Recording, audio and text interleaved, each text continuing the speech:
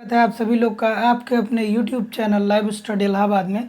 दोस्तों, आज की इस वीडियो में हम लोग पढ़ने वाले हैं भारत के उपराष्ट्रपति, जो कि काफ़ी इम्पोर्टेंट टॉपिक है और अक्सर देखा जाता है कि एग्जामिनेशन हॉल में एक या दो प्रश्न अवश्य ही इस टॉपिक से पूछ लिए जाते हैं।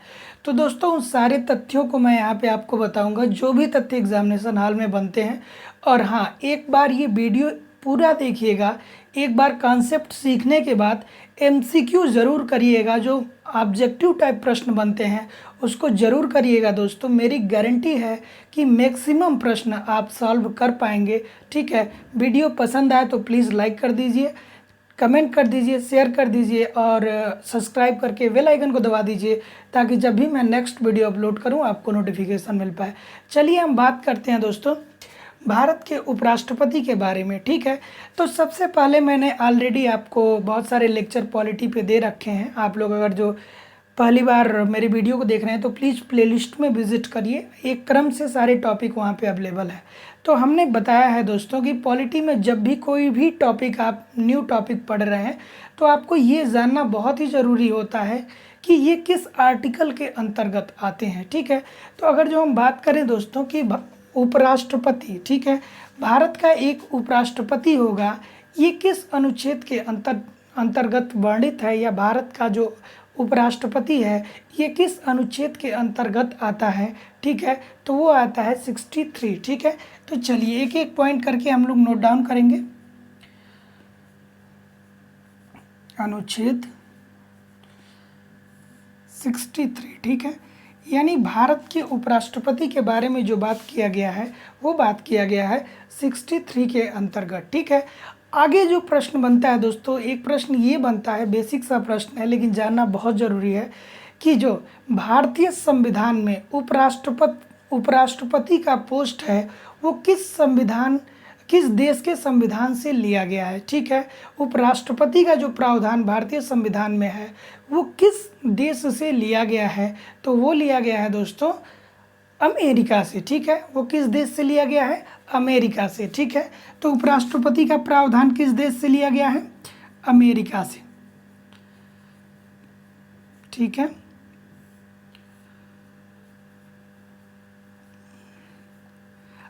आगे हम मूव करेंगे दोस्तों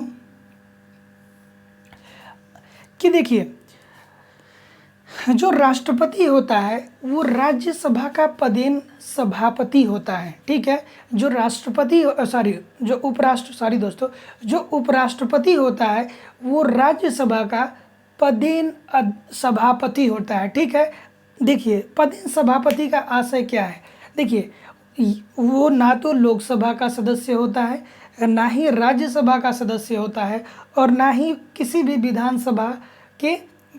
भी विधानसभाओं का वो सदस्य होता है। ठीक है, यानी ना ही उसके पास राज्यसभा की सदस्यता होती है, ना ही उसके पास लोकसभा की सदस्यता होती है, और ना ही वह विधायक के पद पे होता है। वो सिंपली क्या होता है, राज्यसभा, जैसे मैंने आपको ऑलरेडी पढ़ा रखा है लोकसभा और राज्यसभा। ठीक है, तो वो राज्यसभा का क्या होता है, सभापति होता है, पदेन सभापति होता है। ठीक है, तो राष्ट्रपति क्या होता है, राज्यसभा का पदेन सभापति, राज्यसभा का सभापति।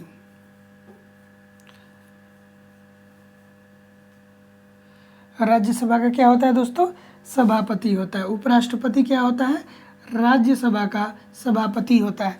तो देखिए 3 पॉइंट हम लोगों ने पढ़ लिए, तीनों पॉइंट आप लोग यहाँ पे थोड़ा सा रिवाइज कर लीजिए कि भारत का जो उपराष्ट्रपति है ये किस अनुच्छेद के अंतर्गत वर्णित है, 63 के अंतर्गत। ठीक है, और जो भारत के उपराष्ट्रपति का प्रावधान किया गया है ये किस देश से लिया गया है, ये लिया गया है अमेरिका से। ठीक है, और अगला पॉइंट हम लोगों ने ये पढ़ लिया कि जो उपराष्ट्रपति होता है वो राज्यसभा का पदेन सभापति होता है। वो ना तो लोकसभा का सदस्य होता है और ना ही राज्यसभा का सदस्य होता है, ना ही किसी भी विधानसभा का वो सदस्य होता है। ठीक है, वो किसी भी पद पे नहीं होता है जब वो उपराष्ट्रपति होता है। ठीक है, आगे हम मूव करेंगे दोस्तों। देखिए अब ये राज्यसभा का सभापति होता है। ठीक है, और हमने पढ़ा कि ये राज्यसभा सदस्य नहीं होता है। ठीक है, राज्यसभा सदस्य नहीं होता है, राज्यसभा सदस्य नहीं होता है। अब देखिए, जब ये राज्यसभा का सदस्य नहीं होगा दोस्तों, तो राज्यसभा में ये इसे वोट डालने का भी अधिकार नहीं होगा।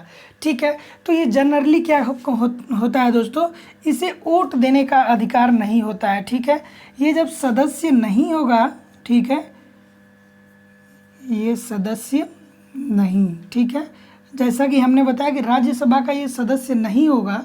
ठीक है, तो जब राज्यसभा का ये सदस्य नहीं होगा दोस्तों, तो ये मतदान भी नहीं कर पाएगा। ठीक है, ये क्या कर पाएगा, ये मतदान भी नहीं कर पाएगा, ये मतदान नहीं कर पाएगा। ठीक है, लेकिन एक कंडीशन बनता है कि अगर जो किसी भी विषय से संबंधित निर्णायक मत देने हों, ठीक है, यानी दो ग्रुप हैं, सपोज करिए कि दोनों तरफ से 50-50 लोगों ने किसी भी मैटर पे अपनी स्वीकृति दे दी। ठीक है, 20 लोगों ने कहा कि इस विषय को हम सपोर्ट कर 50 लोगों ने कहा कि इस विषय को हम सपोर्ट करते हैं और 50 लोगों ने कहा कि नहीं, इस विषय को हम सपोर्ट नहीं करते हैं। ठीक है, तो ऐसी स्थिति में अगर जो राज्यसभा का सभापति अर्थात उपराष्ट्रपति चाहे तो निर्णायक मत दे सकता है। ठीक है, तो यहाँ पे नोट डाउन कर लीजिए कि निर्णायक मत देने का अधिकार। ठीक है,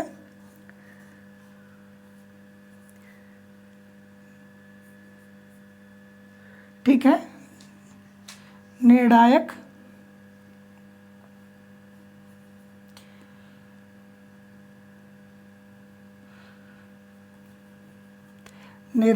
मत देने का अधिकार।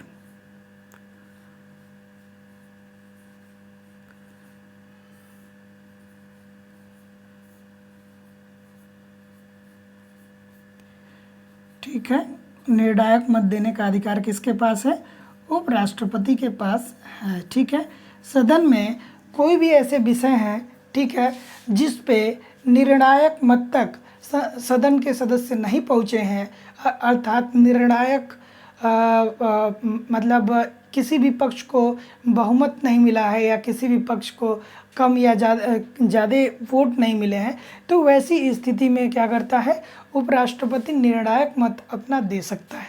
चलिए एक बार हम लोग रिवीजन कर लेते हैं कि भारत का उपराष्ट्रपति, ठीक है, वो किस अनुच्छेद में वर्णित है, 63 में वर्णित है। ठीक है, प्रावधान कहाँ से लिया गया है, अमेरिका से भारत का उपराष्ट्रपति होगा, इसका प्रावधान भारतीय संविधान ने कहाँ से ग्रहण किया है, वो किया है अमेरिका से। और ये जो उपराष्ट्रपति होगा ये राज्यसभा का सभापति होता है। ठीक है, राज्यसभा का सभापति होता है, लेकिन ये राज्यसभा का सदस्य नहीं होता है, ये राज्यसभा का सदस्य नहीं होता है। इसके साथ न वो लोकसभा का सदस्य होता है, ना ही वो विधानसभा का सदस्य होता है। ठीक है, तो जब ये राज्यसभा का सदस्य नहीं होगा तो इसे मतदान देने का भी अधिकार नहीं है। ठीक है, लेकिन निर्णायक मत की स्थिति में यह अपना मत दे सकता है। ठीक है, तो देखिए प्रश्न कैसे बनते हैं कि जो उपराष्ट्रपति होता है क्या उसे संसद में क्या उसे राज्यसभा में मत देने का अधिकार है, प्रश्न पूछ लेता है। तो वहाँ पे एक ऑप्शन में दे देगा कि नहीं, उसको मत देने का अधिकार नहीं है। वहाँ पे एक ऑप्शन और दे देगा कि हाँ, उसे मत देने का अधिकार है। एक ऑप्शन और दे देगा उसमें कि हाँ, मत देने का अधिकार है लेकिन केवल वह निर्णायक मत दे सकता है। तो जब यहाँ पे ये ऑप्शन आए कि हाँ, देने का तो अधिकार है लेकिन वो केवल निर्णायक मत देगा, तो आप लोग उसको टिक करके आगे बढ़ जाएंगे। चलिए आगे अब हम मूव करते हैं दोस्तों। अब बात करते हैं योग्यताएं। ठीक है, उपराष्ट्रपति की योग्यताएं, जैसा कि हमने आपको बताया था राष्ट्रपति के बारे में। ठीक है, योग्यता, राष्ट्रपति के बारे में हमने बताया था कि योग्यता क्या होना चाहिए, मतलब भारत की किसी भी पोस्ट के लिए योग्यता का क्या होना चाहिए, भारत का नागरिक हो। ठीक है, एक उम्र होता है, ठीक है, जिसको क्रॉस कर लेना होता है।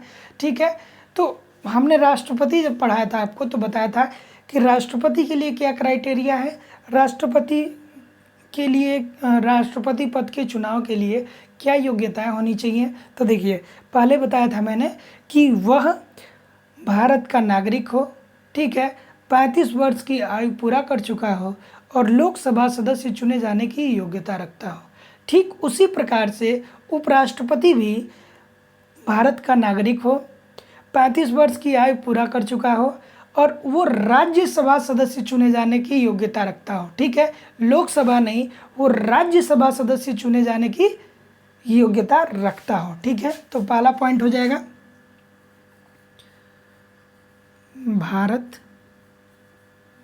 भारत का नागरिक। ठीक है, दूसरा पॉइंट हो जाएगा दोस्तों कि 35 वर्ष की आयु पूरा कर चुका हो, 35 वर्ष की आयु पूरा कर चुका हो। और तीसरा होगा दोस्तों, जो कि काफ़ी इम्पोर्टेंट है, राज्यसभा सदस्य चुने जाने की योग्यता रखता हो। और राज्यसभा सदस्य की योग्यता रखता हूँ, यानी राज्यसभा सदस्य चुने जाने की योग्यता रखता हूँ। चलिए, तो अभी तक हम लोग एक बार रिवीजन कर लेते हैं। भारत का उपराष्ट्रपति किस अनुच्छेद के अंतर्गत वर्णित है? 63 के अंतर्गत। कहाँ से लिए गए हैं? उपराष्ट्रपति का पद कहाँ से लिया गया है? अमेरिका से लिया गया है। राज्यसभा का यह सभापति होता है, ठीक है, राज्यसभा का यह सभापति होता है, लेकिन यह राज्यसभा का सदस्य नहीं होता है। ठीक है, तो जब सदस्य नहीं होगा तो इसे मतदान देने का भी अधिकार नहीं होगा। ठीक है, लेकिन निर्णायक मत की स्थिति में अगर जो केवल इसके एक मत की वजह से कोई फर्क पड़ता है तो ऐसी स्थिति में निर्णायक मत देने का अधिकार भारत के उपराष्ट्रपति के पास है। अगर जो हम बात करें योग्यता की, तो वह भारत का नागरिक हो, 35 वर्ष की आयु पूरा कर चुका हो तथा इसके साथ साथ राज्यसभा सदस्य चुने जाने की योग्यता रखता हो। इतना नोट डाउन करिए, फिर हम लोग आगे मूव करेंगे। चलिए, इतना नोट डाउन करिए दोस्तों।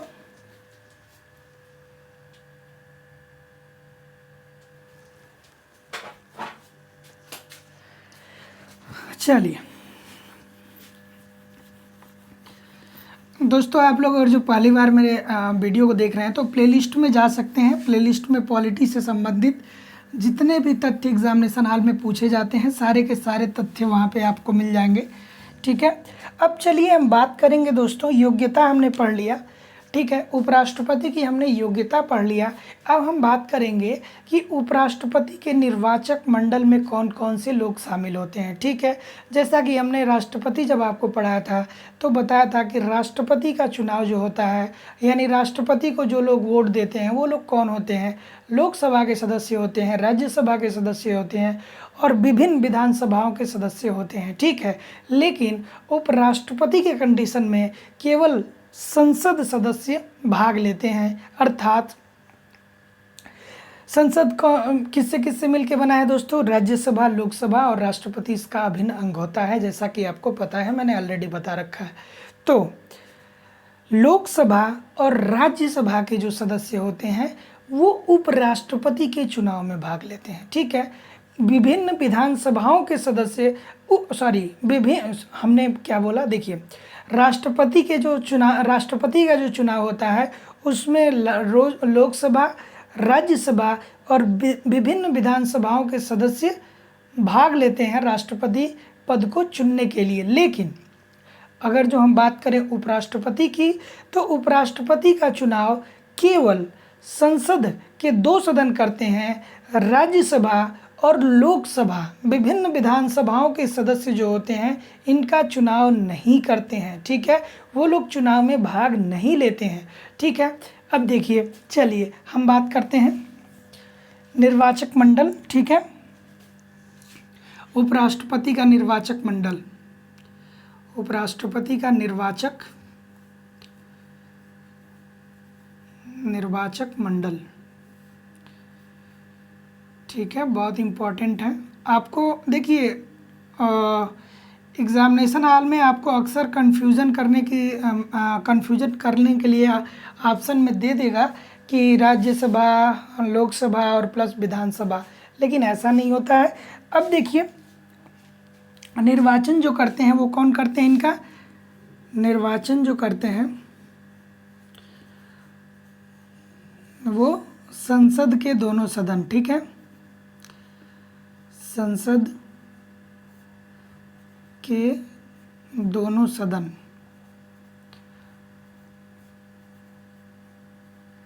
और इसको दूसरी भाषा में कहें तो क्या कहेंगे दोस्तों, लोकसभा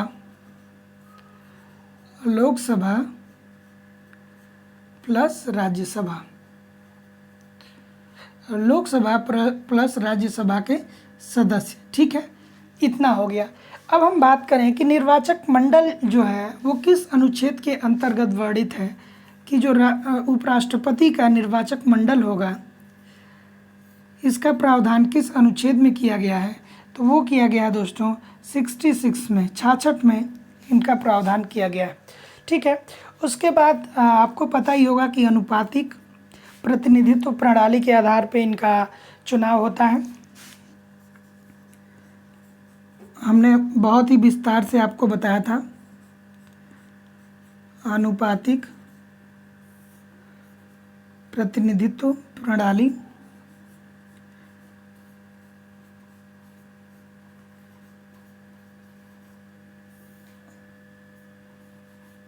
ठीक है, और एकल संक्रमणीय पद्धति, एकल संक्रमणीय पद्धति, ठीक है। अब देखिए दोस्तों, हो सकता है कि आप लोग को कंफ्यूज हो, आप लोग ये इस बात को लेकर चिंतित हो कि अनुपातिक प्रतिनिधित्व प्रणाली और एकल संक्रमणीय पद्धति से क्या आशय है, ठीक है। तो हमने ऑलरेडी प्लेलिस्ट में एक सविस्तार से हमने इस पे एक वीडियो बना दिया है, तो आप लोग प्लेलिस्ट में विजिट करेंगे तो आपको मिल जाएगा कि अनुपातिक प्रतिनिधित्व प्रणाली और एकल संक्रमणीय पद्धति से क्या आशय है। लेकिन यहाँ पे मैं आपको बहुत ही सिंपल भाषा में समझाने का प्रयास कर रहा हूँ कि ये जो होता है वोटों की वैल्यू निकाली जाती है, ठीक है। अगर जो सदन का कोई सदस्य एक वोट देता है तो ऐसा नहीं है कि उसकी संख्या एक गिनी जाती है, ठीक है। उसके वोटों की वैल्यू निकाली जाती है और उसको एक अनुपात में निकाला जाता है और उस अनुपात के आधार पे कंक्लूजन करके आपके वोटों की वैल्यू निकाली जाती है, ठीक है। आप लोग एक बार प्लेलिस्ट में विजिट करके इसको देख लीजिएगा, ठीक है। चलिए अब हम आगे बात करते हैं कि शपथ, ठीक है। शपथ,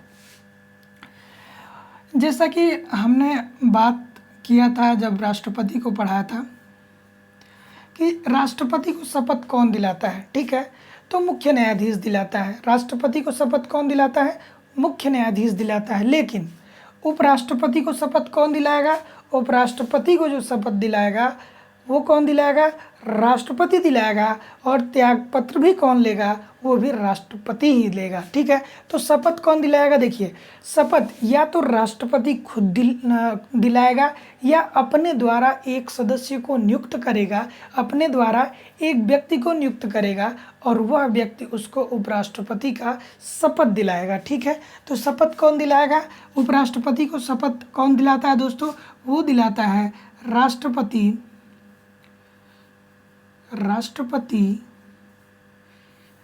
या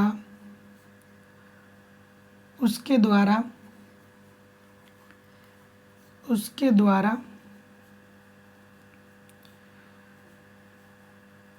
नियुक्त, ठीक है, राष्ट्रपति या उसके द्वारा नियुक्त व्यक्ति,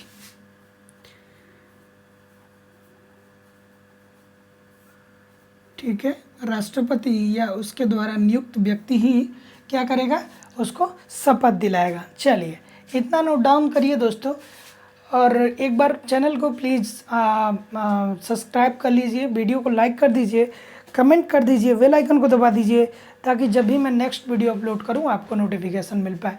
चलिए अब हम आगे बढ़ते हैं दोस्तों कि उपराष्ट्रपति की पदावधि क्या होती है, ठीक है।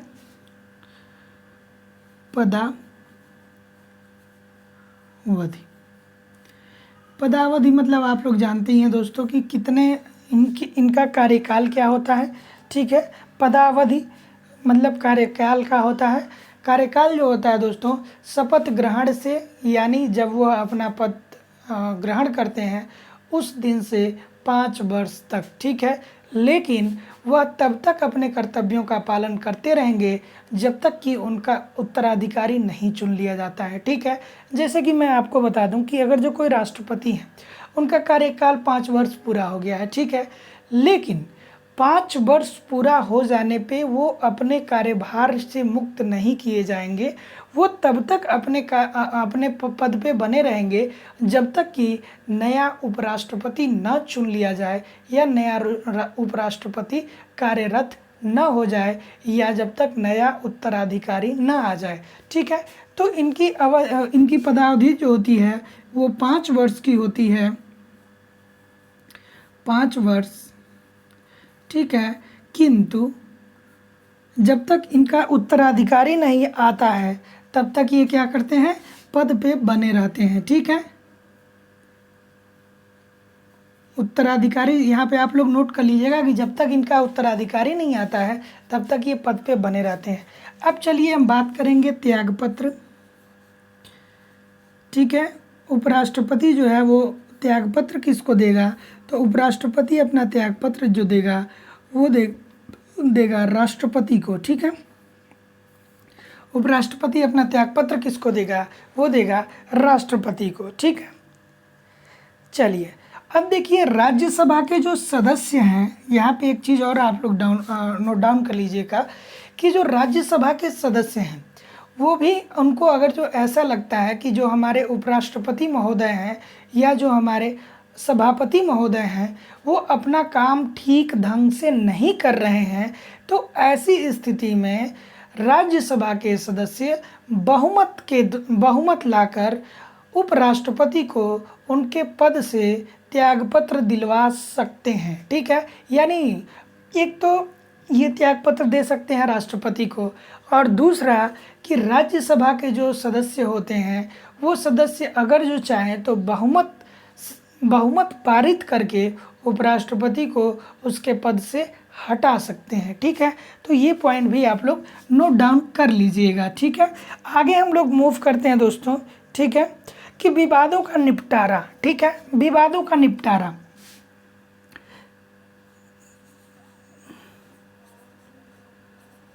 विवाद निपटारा, अगर जो उपराष्ट्रपति पद, ठीक है, उपराष्ट्रपति पद से संबंधित कोई भी विवाद होता है या तो इनके चुनाव में या तो इनकी योग्यता में या किसी भी चीज़ में, तो उसका निपटारा कौन करेगा, क्या वो हाई कोर्ट कर लेगा क्या, नहीं, हाई कोर्ट नहीं करेगा, सुप्रीम कोर्ट करेगा, अर्थात उच्चतम न्यायालय करेगा। क्या कौन करेगा, उच्चतम न्यायालय, उच्चतम न्यायालय, ठीक है। यहाँ पे आप लोग को दिख नहीं रहा होगा, उच्चतम न्यायालय, उच्चतम न्यायालय विवादों का निपटारा करेगा, ठीक है।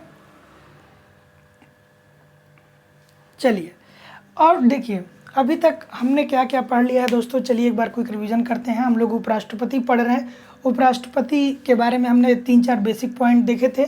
उसके बाद हमने उपराष्ट्रपति के बारे में उनकी योग्यताएं देखी थी कि योग्यताएं में क्या क्या होना चाहिए, भारत का नागरिक हो, 35 वर्ष की आयु पूरा कर चुका हो और राज्यसभा सदस्य चुने जाने की योग्यता रखता हो। उसके बाद हमने देखा निर्वाचक मंडल के बारे में, निर्वाचक मंडल में कौन कौन से सदस्य शामिल थे, राज्यसभा और लोकसभा के सदस्य शामिल थे, और जो राज्यसभा और लोकसभा के सदस्य शामिल थे, ये अनुच्छेद 66 में बात की गई है इसकी। ये अनुपातिक प्रतिनिधित्व प्रणाली के आधार पर इनका चुनाव होता है और एकल संक्रमणीय पद्धति के आधार पर इनका चुनाव होता है, ठीक है। आगे हम बात करते हैं कि जो उपराष्ट्रपति होगा वो शपथ किसके समक्ष लेगा, यानी उपराष्ट्रपति को शपथ कौन दिलाता है, वो दिलाता है राष्ट्रपति, या तो राष्ट्रपति दिलाएगा या राष्ट्रपति एक सदस्य नियुक्त करेगा और वो सदस्य उपराष्ट्रपति को शपथ दिलाएगा, ठीक है। उसके बाद क्या होगा, पदावधि जो उपराष्ट्रपति की होती है वो 5 वर्ष की होती है और वह तब तक अपने पद पर बने रहेंगे जब तक कि उनके उत्तराधिकारी नहीं आ जाते हैं। त्यागपत्र ये दे सकते हैं राष्ट्रपति को, और एक तरीके से और इनको हटाया जा सकता है। अगर जो राज्यसभा के सदस्य बहुमत पारित करके इनको हटाना चाहें तो बहुत ही आराम से हटा सकते हैं, ठीक है। उसके बाद हम लोगों ने देखा कि विवादों का जो निपटारा होता है वो उच्चतम न्यायालय में ही होता है, वो अन्य किसी न्यायालय में उपराष्ट्रपति से संबंधित विवादों का निपटारा नहीं हो पाएगा, ठीक है। देखिए, एक प्रश्न यहाँ पे ये बनता है कि अगर जो राष्ट्रपति न हो तो राष्ट्रपति का काम कौन करेगा। अगर जो सपोज दैट कि कुछ टाइम के लिए राष्ट्रपति का पद खाली है, तो ऐसी स्थिति में उपराष्ट्रपति राष्ट्रपति के कार्यों का निर्वहन करेंगे, लेकिन ऐसा यह केवल 6 महीने तक ही कर सकते हैं, ठीक है। 6 महीने तक ही ये राष्ट्रपति के पद पे बने रह सकते हैं। 6 महीने के बाद ये राष्ट्रपति के पद पे नहीं बने रह सकते हैं, लेकिन जब तक ये राष्ट्रपति के कर्तव्यों का निर्वहन करेंगे तब तक यह राज्यसभा के सभापति के रूप में काम नहीं करेंगे। उन्हें वो हर चीज़ दी जाएगी जो राष्ट्रपति को दिया जाता है, वो हर बेनिफिट दी जाएगी जो राष्ट्रपति को दिया जाएगा, और वो हर लाभ के पद से हटा दिए जाएंगे जो उनको एज अ राज्यसभा सभापति के तौर पे प्राप्त हो रहा था, ठीक है। तो बहुत ही इम्पॉर्टेंट है दोस्तों, ये पॉइंट नोट डाउन कर लीजिएगा कि अगर जो राष्ट्रपति नहीं है तो उपराष्ट्रपति राष्ट्रपति के रूप में 6 महीने तक काम कर सकते हैं, लेकिन 6 महीने के बाद वो काम नहीं कर सकते हैं। आगे है कि जब उपराष्ट्रपति राष्ट्रपति के रूप में काम करते रहेंगे तो राष्ट्रपति से संबंधित जितने भी लाभ होते हैं उन लाभ का फ़ायदा उठा सकते हैं, ठीक है। ठीक है, वो उन लाभ से लाभान्वित होंगे, ठीक है। हमने इतना देख लिया, और दोस्तों बस यहीं तक हमारा बनते हैं पॉइंट, यहीं तक तथ्य बनते हैं। तो मैक्सिमम तथ्यों को हमने आपको सामने रख दिया है। आप लोग एक बार एमसीक्यू ज़रूर सॉर्ट आउट करिएगा, एमसीक्यू ज़रूर सॉल्व करिएगा, ताकि जिससे आपका कॉन्फिडेंस बिल्डअप हो पाए, जिससे आपको पता चल जाए कि जो आपने टॉपिक पढ़ा वो कितना कारगर है और उससे आपको कितना आता है, ठीक है दोस्तों। ठीक है, मिलते हैं नेक्स्ट वीडियो में। तब तक के लिए प्लीज़ चैनल को सब्सक्राइब कर लीजिए, वीडियो को लाइक कर दीजिए, कमेंट कर दीजिए, बेल आइकन को दबा दीजिए, ताकि जब भी मैं नेक्स्ट वीडियो अपलोड करूं आपको नोटिफिकेशन मिल पाए। ठीक है दोस्तों, पढ़ते रहिए, आगे बढ़ते रहिए। नमस्कार, धन्यवाद।